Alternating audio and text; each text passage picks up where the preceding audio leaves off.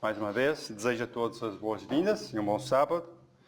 E que estas mensagens que aqui vemos neste dia de sábado alimentar-nos, porque haverá um dia em que os homens atravessarão mares à procura da palavra de Deus, mas não acharão. E hoje, pela graça de Deus, pela liberdade religiosa que ainda Ele nos concede, podemos estar aqui reunidos em segurança e podemos usufruir dessas lições que chegam até nós, da Escola Sabatina, como tivemos no primeiro serviço, e agora neste tema, Teu Poder. E vamos compreender, o propósito deste tema é olhar para Deus, que é Ele quem opera em nós, tanto o crer como o efetuar, e tudo o que precisamos é da graça de Cristo na nossa, e que em nós não habita bem algum. Isto é, compreender melhor a nossa condição, o que nós somos, e o que é que Deus pode fazer por nós e onde Ele nos quer levar. Então tudo isso é unicamente por meio do Teu Poder, daí o tema. Nós abrimos em Filipenses, capítulo 2, e o versículo 13, que nos diz: porque Deus, estamos a falar que é Deus, que opera em vós tanto o querer como o efetuar segundo a sua boa vontade e não a nossa. Porque a nossa vontade ela é egoísta, não é? A nossa vontade é para que o eu seja exaltado, não é? E tudo menos Deus. É isso que nos revela este versículo. É Ele quem opera em nós o tanto querer e efetuar segundo a sua boa vontade. A pergunta é, qual é a sua boa vontade? Então, qual é a vontade de Deus? Os irmãos têm uma ideia? Exatamente, é nos salvar. E que mais? Nós podemos também acompanhar em 1 Tessalonicenses, um bocadinho à frente, temos Filipenses, Colossenses e depois Tessalonicenses. 1 Tessalonicenses, capítulo 4 e o versículo 3, que nos diz, o que é que nos diz?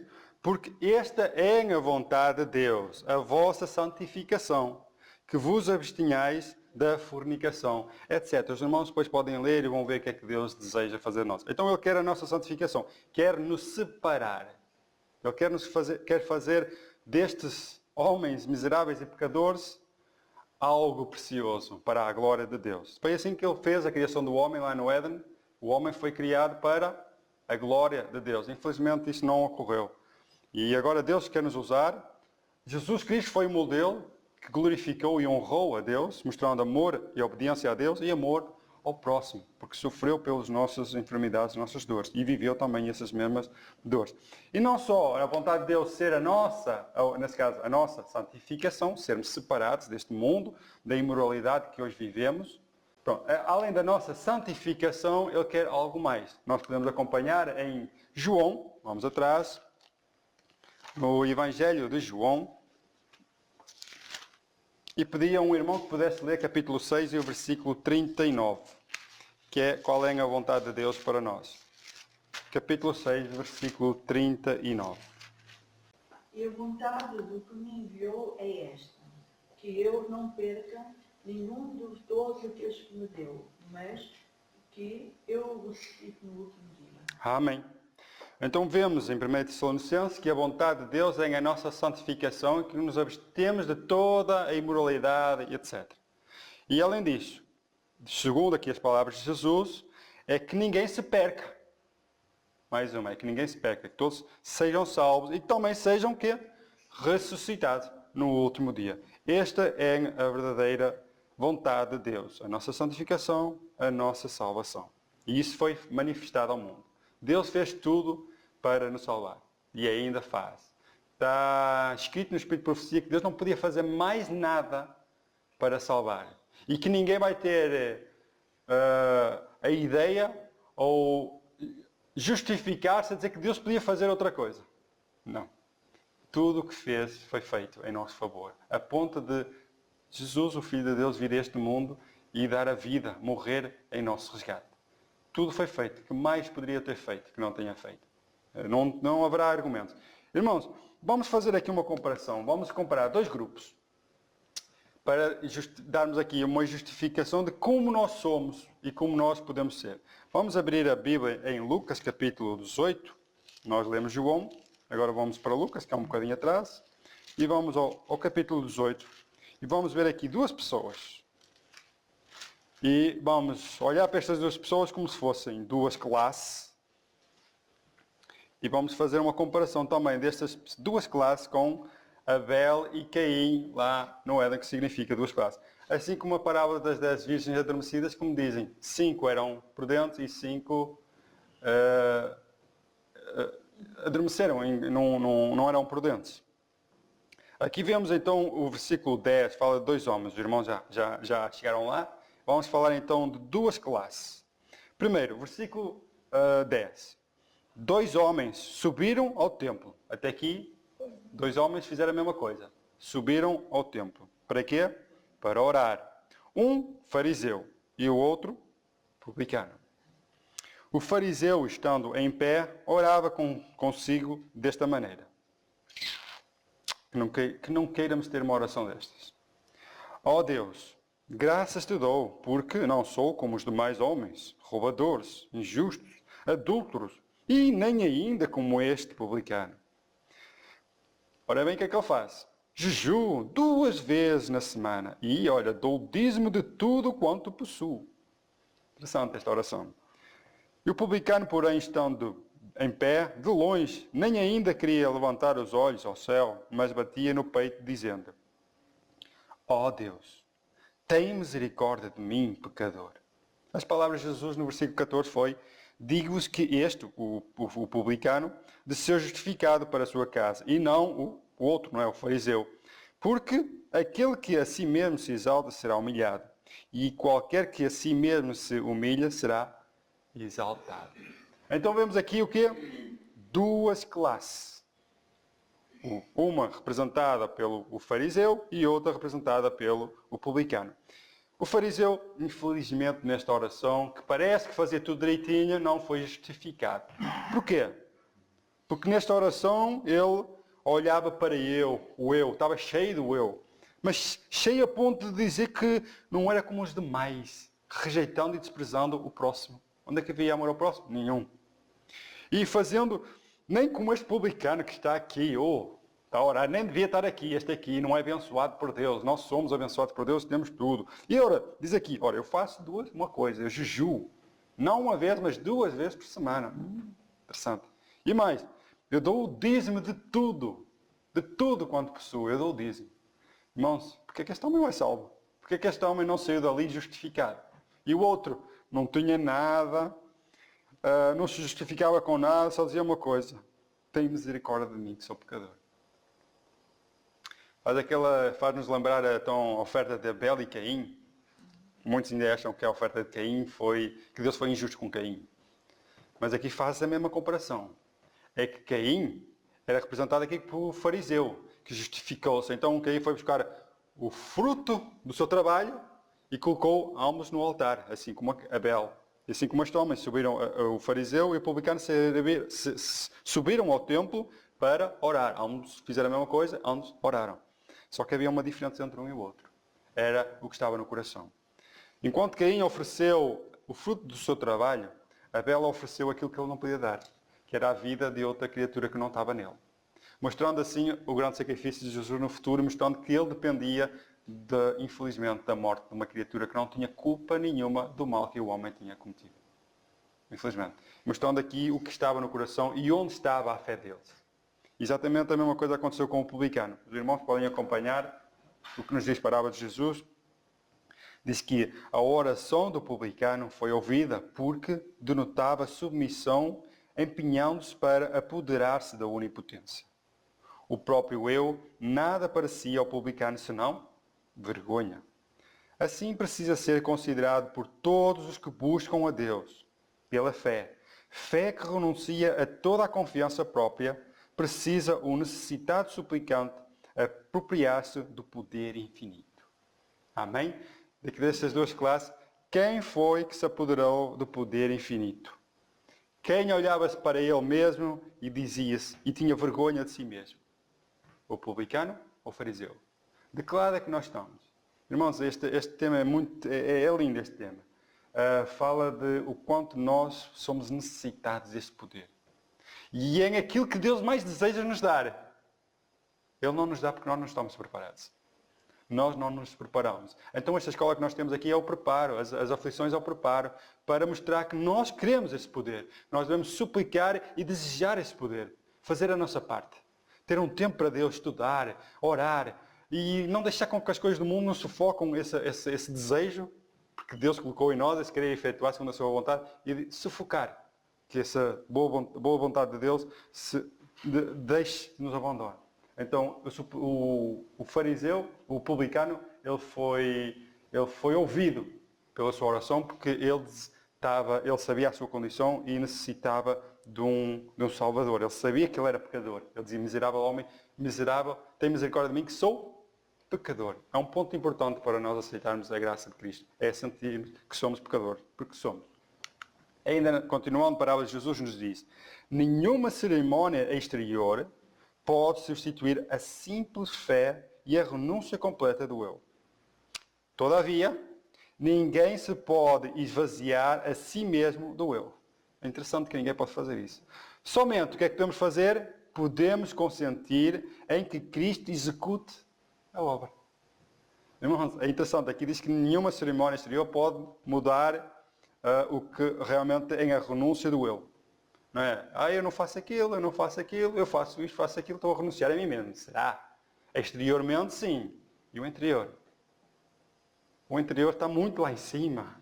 Parece aquele espírito dos apóstolos. Quem será o primeiro? Quem será à direita e à esquerda de Jesus? Quem é que vai reinar com ele? Não é? Queriam todos o primeiro lugar. E Jesus disse: faz lembrar aquelas palavras: temos que nascer de novo. Se não nascermos de novo, não podemos entrar no reino de Deus. E também mostra aqui que somente podemos consentir que Cristo execute essa obra. Faz lembrar também aquelas palavras de João Batista, que nos diz: é necessário que Ele cresça e que eu diminua. Fazemos sempre ao contrário. Nós queremos sempre crescer. E quando crescemos, Cristo desaparece de vista. Então precisamos de deixar de olhar para nós e olhar unicamente a Cristo. Não ao nosso vizinho, nem aos irmãos da igreja, que fazemos aquela comparação, como o fariseu fazia. Não sou como os outros, não sou como o meu vizinho, não sou como o irmão da igreja, eu faço isto, eu faço aquilo, justificando-se, comparando-se com um exemplo que não se deve ser comparado. Então, se ele fizesse a comparação com Jesus, como é que seria a oração dele? Ia ser completamente diferente. Nós vamos ver qual seria essa oração. Então, que possamos ser a nossa necessidade de dizer as palavras de João Batista: convém que ele cresça e eu diminua. Ainda, esta meditação está toda retirada no livro Parábolas de Jesus. Nos diz assim: quando isto acontece, quando o eu diminui e Cristo cresce, a nossa linguagem, a linguagem da alma, será. Foi a oração que aprendemos hoje na escola sabatina. Senhor, toma meu coração, pois não o posso dar. É tua propriedade. Conserva-o puro, pois não posso conservá-lo para ti. Salva-me, apesar de mim mesmo, tão fraco e tão semelhante de Cristo. Molda-me, forma-me e eleva-me a uma atmosfera pura e santa, onde a rica corrente de teu amor possa fluir por minha alma. Lindo esta oração, que fique na mente e que possa ser esta a nossa oração, assim como foi nesta maravilhosa escola sabatina. O tempo que é hoje, devemos aproveitá-lo e essa deve ser a nossa oração. Como o salmista David: cria em mim, ó Deus, um coração puro e renova em mim um espírito reto. Continuando ainda, nos diz assim: não é só no princípio da vida cristã que esta entrega do próprio eu deve ser feita. Deve ser renovada a cada passo dado em direção ao céu. Todas as nossas boas obras dependem de um poder que não está em nós. Portanto, deve haver um contínuo almejar do coração após Deus. Uma contínua e fervorosa, contrita confissão de pecado e humilhação da alma perante Ele. Só podemos caminhar com segurança por uma constante negação do próprio eu e confiança em Cristo. Amém? Lindo, irmãos. Então a nossa segurança está unicamente quando nos negamos a nós mesmos e confiamos em Cristo. Porque há um poder, né? Todas as nossas boas obras dependem de um poder que infelizmente não está em nós. E Deus está desejoso de colocar esse poder em nós e fazer essa obra. Possamos nós realmente apoderarmos desse poder. e a chegarmos a Jesus para fazer essa transformação. Nos diz assim, quanto mais nos chegamos a Jesus e mais claramente discernimos a pureza de seu caráter, tanto mais claramente discerniremos a extraordinária malignidade do pecado. E tanto menos teremos a tendência de nos exaltar. Aqueles a quem o céu considera santos são os últimos a alardear sua própria bondade. Significa que aqueles a quem se chegam a Cristo, a quem olha a Cristo e faz a comparação entre Ele e Cristo e não contra o próximo, diz que esses homens não se exaltam, longe. Longe de fazer isso. Isto não é para nós. Nós devemos exaltar quem? A Cristo. Ele deve ser exaltado, Ele deve ser honrado. É em a Cristo que nós devemos apontar. Nós podemos fazer uma comparação com um homem. Os irmãos sabem quem é este homem, mais ou menos? Um homem, pescador, peixe. Quem? Pedro. Nós sabemos qual era o caráter de Pedro. Porque é um temperamento, enfim. Nós vemos que ele, cheio de si mesmo, não é? Acabou por várias vezes cair e não se apercebeu, não é? Uma delas foi lá no mar, quando caminhava sobre o mar. Foi ter com Jesus e afundou-se. Foi uma lição. A outra lição foi na ceia. Ainda que todos te neguem, ainda que todos te rejeitem, eu jamais irei contigo até à morte se for preciso. Cheio de si mesmo. Infelizmente sabemos o resultado, não é? Também temos naquela parte em que ele vai ter com Jesus e diz, Senhor, os judeus tinham a tradição de perdoar 3 vezes. Mais do que isso, a 4ª vez já me perdoou. Às vezes muitos judeus até queriam que chegasse à 4ª vez, que é para não perdoar, porque é essa a vontade deles. Mas, por misericórdia, não é, que Deus ensinava, devemos perdoar até 3 vezes. Então Pedro diz, Senhor, se meu irmão pecar contra mim, aquele espírito assim, quantas vezes devo perdoar? Não espera para a resposta e diz até 7. Faltava dizer, os judeus perdoam 3, não é? Nós temos o hábito de perdoar 3 vezes. Mas se eu prolongo até 7 vezes, diz Jesus, o que é que ele disse? Não, até 7 não, Pedro, 7. Se nós estamos sempre a pecar, estamos sempre a cair. E se longe, né, de Pedro saber por onde aqui ia passar. Mas até 70 vezes 7, digo eu. Né? 70 vezes 7. Significa que o nosso coração deve estar sempre pronto para perdoar. Sabem porquê? Porque nós já fomos perdoados por Deus. Então porquê é que não podemos perdoar o nosso semelhante? Quando o poder de Deus opera em nós, aquilo flui naturalmente. O perdão, a alegria, a bondade de transmitir um Senhor Salvador, Cristo, que morreu e que ressuscitou e subiu aos céus, onde está a fazer intercessão por nós. O amor da salvação por todos nós. O plano da redenção. Deus deseja que nós sejamos reconciliados com Ele. Ele perdoa-nos. Diz que Ele tem prometido lançar os nossos pecados lá para as profundezas do oceano e nunca mais se lembrarem dele. E nós, infelizmente, parece que não aprendemos com isso. Mas que Deus realmente toca com o seu poder para mostrar aquilo que de graça foi-nos dado, que é o perdão e a graça de Deus. Então vamos falar aqui um bocadinho de Pedro. Nos diz assim, o apóstolo Pedro tornou-se um fiel servo de Cristo e foi grandemente honrado com luz e poder divinos. E tomou parte ativa na edificação da Igreja de Cristo. Entretanto, Pedro jamais se esqueceu da tremenda experiência de sua humilhação.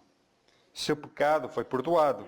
Contudo, bem sabia que unicamente a graça de Cristo lhe podia valer naquela fraqueza de caráter que lhe ocasionou a queda.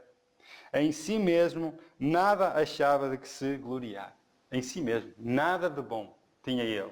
E apesar de ele ser um apóstolo que tornou-se um servo fiel a Cristo e também fez parte da edificação da Igreja de Cristo, o pecado estava sempre constante. Diz-lhe como salmista David, o pecado está sempre constante em mim. A lembrança de tudo isto, mas ele foi perdoado. Sabem, irmãos, há um problema que nós passamos. É quando somos perdoados, esquecemos que somos pecadores. E achamos que somos tão justos, tão justos, tão justos, que já somos salvos.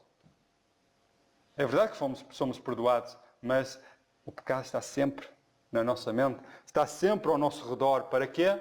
Para que não voltamos outra vez a exaltar-nos a nós mesmos. Assim, Pedro tinha esse sentimento. E foi através do seu poder, não é, que foi feita essa transformação maravilhosa num homem que era cheio de si. Este homem era uma pessoa normal como nós, um homem ativo na sua atividade, ele era pescador, mas tinha assim aquele defeito de caráter, como nós temos hoje.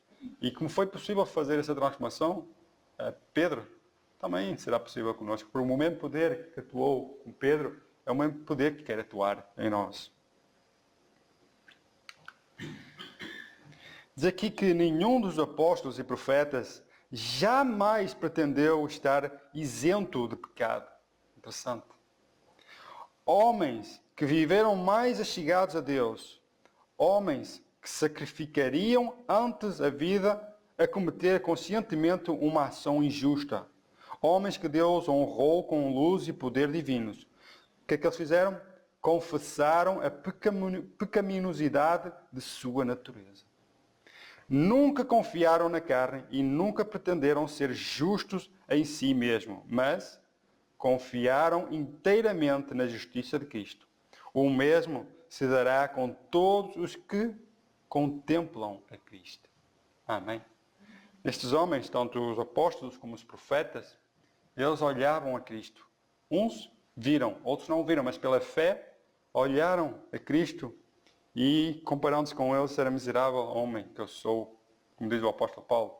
Quem me livrará do corpo desta morte? Mas ele continua, mas dou graças a Deus por Jesus Cristo. Amém. Então foi assim as mesmas palavras dos apóstolos e dos profetas. E sabemos que tudo isso é possível só quando olhamos a Cristo, que é o autor e consumador da nossa fé. Como lemos em Filipenses, aquele que começou em nós a boa obra, ele terminará. E vemos no versículo 2 que ele é o que opera em nós, tanto querer e efetuar segundo a sua boa vontade. E a boa vontade de Deus é muito boa mesmo. Nos diz assim, parábolas de Jesus, a cada avanço na experiência cristã, nosso arrependimento aprofundar-se-á. Justamente àqueles a quem Deus perdoa e reconhece como seu povo. Amém? Então, a cada avanço da nossa experiência, o que é que acontece? Nosso arrependimento é maior. Nosso arrependimento é maior. Nós já estamos mais sensíveis ao que é o pecado, o que é o mal, o que é a injustiça, o que é a imoralidade. Nós sofremos com os nossos atos do passado e sofremos com os atos que vemos no mundo. Por isso é que está em Ezequiel a dizer que estão aqui os que gemem, os que choram por causa das abominações que se praticam aqui na terra. E nós vemos isso em todo lado.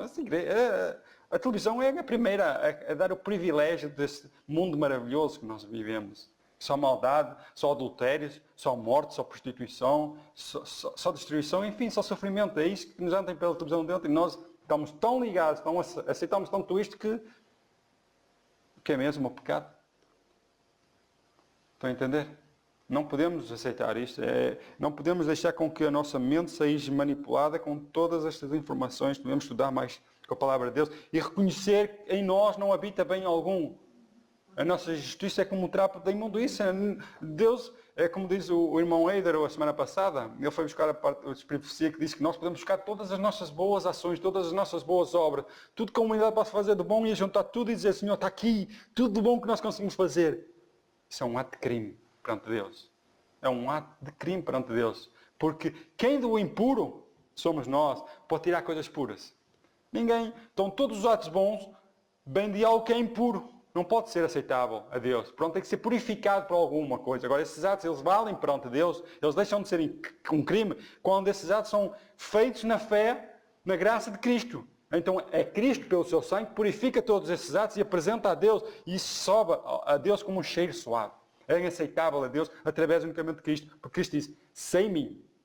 O que é que ele disse? Nada. Mas nada mesmo podeis fazer. Então essa santificação, esse poder, é unicamente através da graça de Deus, através do dom que Deus nos derrama, o seu Espírito. E qual será a nossa oração depois de tudo isso? Como será que nós nos vamos ver? Nós podemos acompanhar aqui Ezequiel, capítulo 36, e o versículo 31. O que é que nos diz aqui? Diz assim, então, vós lembrareis dos vossos maus caminhos e dos vossos feitos, que não foram bons, e tereis nojo em vós mesmo das vossas iniquidades e das vossas abominações. Amém. Tudo isso quando olhamos a Cristo. Deixamos de ter o orgulho de nós próprios de ser como um fariseu e passamos a ser como um publicano, Senhor. O profeta Isaías ou Jeremias, quem é que dizia que habitava no meio de um povo santo, né? Era Jeremias ou Isaías? Isaías, né? E quando ele viu a glória de Deus, Senhor, eu habito num povo pecador, um povo imundo, e os meus lábios falam coisas imundas, né? Ele mudou completamente a visão dele. Então é este o sentimento que nos deve apoderar quando olhamos a Cristo. Miserável homem que eu sou. Aí em Ezequiel capítulo 16, versículos 62 e 63, também nos diz assim: estabelecerei o meu concerto contigo e saberás que eu sou o Senhor, para que te lembres e te envergonhes e nunca mais abras a tua boca por causa da tua vergonha, quando eu te expiar de tudo quanto fizeste, diz o Senhor Jeová. Então, até o ponto de sermos expiados, o silêncio é ouro, o eu deve morrer por completo. Porque quando os nossos pecados forem expiados, então podemos dar graças a Deus, como damos agora, por esta esperança da salvação e a redenção. E mostrar que em nós não habita bem algum e que precisamos deste poder transformador. Será que nós estamos a fazer alguma coisa para receber este poder transformador? Nós somos imerecedores, isto é, porque todos pecaram, todos ficaram destituídos da glória de Deus. Ponto final. Não há um justo, não há um sequer, não há quem busque a Deus. Então nós amamos a Deus porque foi Ele quem nos buscou. Foi Ele quem nos amou primeiro. A pergunta é, porque é que nós não o amamos? Se Ele fez tudo por nós. O que é que irá acontecer com os nossos lábios depois desse poder de controlar a nossa vida, depois de olharmos constantemente a Cristo e perder o foco do nosso vizinho, do nosso irmão aqui da igreja, de tudo? O que é que irá acontecer? Diz então, os nossos lábios não se abrirão para nos gloriarmos. Saberemos que só em Cristo temos a suficiência e faremos nossa confissão do apóstolo Paulo, que ele diz em Romanos capítulo 7, versículo 18, o que é que nos diz? Eu sei que em mim, isto é, na minha carne, não habita bem algum. E em Gálatas capítulo 6, versículo 14 nos diz, longe esteja de mim gloriar-me, aonde a não ser na cruz do nosso Senhor Jesus Cristo, pela qual o mundo está crucificado para mim e eu para o mundo. Então é isso que realmente acontece no verdadeiro cristão que se foi convertido e qual as iniquidades foram perdoadas. É este o objetivo do poder de Deus atuar em nós e nos dar a santificação e por fim a salvação, isto é, a ressurreição no último dia. Irmãos, infelizmente, o mundo ensina-nos algo completamente diferente, algo destituído lá da glória de Deus. Ensina-nos que nós mesmos somos capazes. Tu consegues. O que não falta aí é livros de autoajuda. Isso é uma ofensa a Deus. É uma ofensa a Deus. Nós não nos apercebemos, mas isso é uma ofensa a Deus. Isso é algo que coloca Deus longe e coloca o eu. E a Bíblia nos ensina que convém que o eu diminua e ele cresça. É o contrário de que tu consegues. Não, nós não conseguimos. É Deus quem consegue e faz isso por nós. Porque o poder não está em nós. O poder está em Deus. E Ele dá... Está escrito que vós, sendo maus, sabeis dar boas coisas a vossos filhos, né? Quanto mais vosso Pai está disposto a dar o Espírito Santo a vós, que nem mereceis, mas Ele está disposto a dar e não lança em rosto. Eu dei-te, mas tu não fizeste isto, não usaste isto. Não, Ele dá porque Ele deseja dar. Irmãos, o mundo ensina a teoria da evolução. Que nós viemos lá do macaquinho, fomos evoluindo e tornamos homens. Macaquinho. Nós não somos macaquinhos, nós somos mais preciosos do que isso. Não é desprezando os animais, longe. Mas é que nós somos feitos à imagem e à semelhança do Criador. E que nós temos um Criador e que nós não estamos aqui por acaso. Esta teoria nega que há um Deus. Há um Deus que criou o mundo em 6 dias e há um Deus que separou um dia, que é o sábado. Esta teoria nega que somos pecadores e nega que não precisamos de um Salvador. Quem vive nesta teoria, irmãos, vive num grande engano e num grande perigo. A sociedade de hoje que é hoje a nossa sociedade, nós nascemos, não é? Vamos crescendo, vamos ter os nossos estudos, vamos ter o nosso emprego, mas só que esquece que tudo termina. Não é? Nada é duradouro. Nós vamos dali para aqui, nesta teoria aqui. Morte. Mas é claro que nós, na teoria bíblica, nós também nascemos e também morremos. Isso faz parte da tendência por causa do pecado. O salário do pecado é a morte. Ponto final. Porque todos pecamos, todos ficamos instituídos à glória de Deus. Mas, neste tema maravilhoso, está prestes a terminar, nos ensina que a verdadeira evolução, ela está quando o homem não se exalta, mas quando o homem se humilha perante Deus. Em a justiça pela fé. Sabemos que a justiça pela fé é Deus levar o homem ao pó e levantar o homem e fazer aquilo que o homem não pode fazer em si mesmo. Então, pela graça que Deus nos concede, nós temos, pela fé nesta promessa, de sermos transformados e nos preparar para a vinda gloriosa do nosso Senhor Jesus Cristo. E aceitar e mostrar que há um Deus nos céus que criou todas as coisas e consegue fazer de um pecador, de um miserável, um homem santo, justo e bom. Para o mundo, para a sociedade, onde pode amar a Deus sobre todas as coisas e ao próximo como a nós mesmos. E deixar Cristo refletir em nós, porque é Ele que faz essa transformação. E a partir daí, termos a esperança e vivermos pela fé. De fé em fé, como está escrito em Romanos capítulo 1, versículo 17, que nos diz: porque nele, em Jesus, se descobre a justiça de Deus. De fé em fé, como está escrito, mas o justo viverá pela fé. O apóstolo Paulo falou muitas vezes isso: o justo viverá pela fé. E é essa fé que Deus quer trabalhar em nós, o seu poder aperfeiçoar-se em nós. Porque diz o apóstolo Paulo em 2 Coríntios capítulo 12, versículo 9, o que é que ele nos disse? Ele disse: e disse-me, a minha graça te basta, porque o meu poder se aperfeiçoa na fraqueza. Então o apóstolo Paulo diz: de boa vontade, pois me gloriarei nas minhas fraquezas. Amém? Para quê? Para que em mim habite o poder de Cristo. Então, quanto mais, diz o apóstolo Paulo, Jesus disse ao apóstolo Paulo que o poder dele se aperfeiçoa quando ele está fraco, quando ele se sente incapaz. Então é aí que Deus a trabalha com o seu Espírito. Então o apóstolo Paulo diz: bem, se é assim, então eu vou-me gloriar na minha fraqueza. Para quê? Para que o poder de Cristo opere no apóstolo Paulo. E foi exatamente isto a vida do apóstolo Paulo. Que ele nos diz também, neste caso é o apóstolo João que nos diz, exatamente as mesmas palavras o apóstolo Paulo, que nos diz: porque todo o que é nascido de Deus, o que é que nos diz?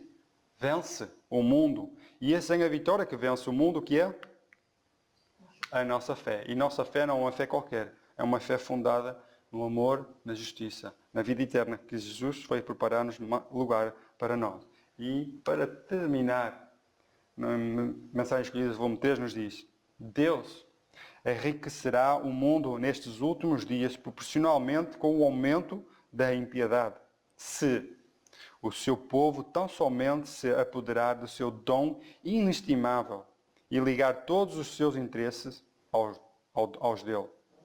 Não deve haver ídolos acariciados e não precisamos temer o que virá, mas entregar o cuidado de nossa alma a Deus como o nosso fiel Criador.